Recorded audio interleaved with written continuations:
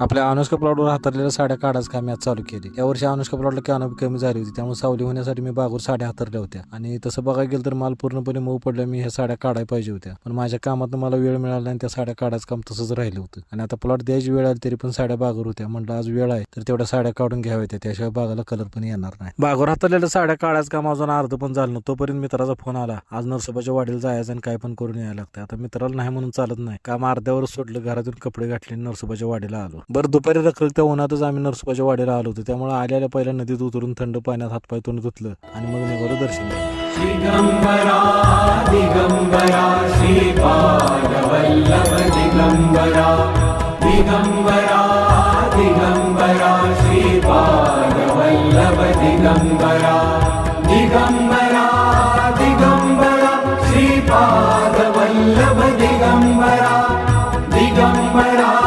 दिगंबरा श्रीपादवल्लभ दिगंबरा। दत्त महाराजांच्या दर्शनानंतर आम्ही 10-15 मिनिटं मंदिराच्या आवारातच बसलो होतो। येता येता घरच्यांसाठी प्रसादारा म्हणून जरा पेढे घेतले आणि गाडीवर बसून सरळ आपला घराचा रस्ता धरला।